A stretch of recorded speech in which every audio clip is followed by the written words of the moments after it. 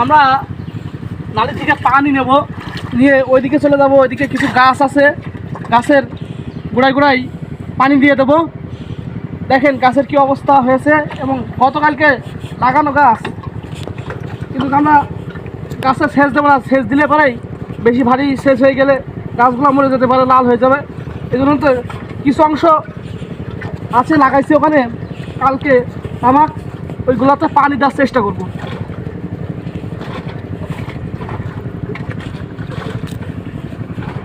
দেখতে পাচ্ছেন যে এখানে এগুলো লাগিয়েছি,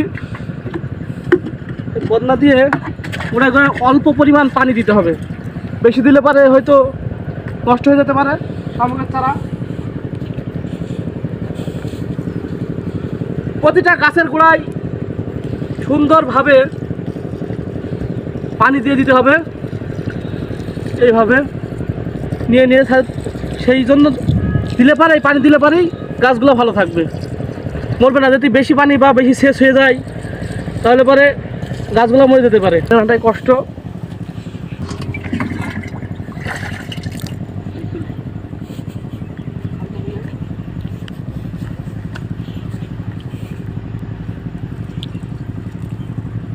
প্রতিটা গাছের সাথে প্রেম না থাকলে কিন্তু ফসল হবে না। ফসল করতে হলে প্রত্যেকটা গাছের সাথে আপনার প্রেম থাকা লাগবে। যতই আপনি যত্ন করেন, প্রেম যদি না থাকে তাহলে ফসল হবে না।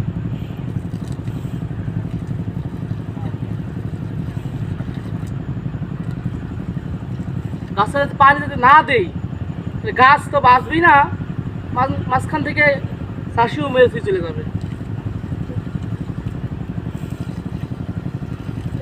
এইগুলা এই তামুকগুলা কেবল কালকে মাত্র লাগানো, গতকালকে।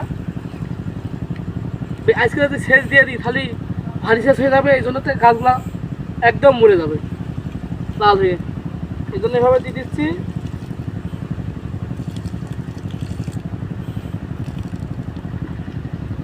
প্রত্যেকে পানি আনাটাই কষ্ট, তাছাড়া তেমন বেশি কষ্ট নয়।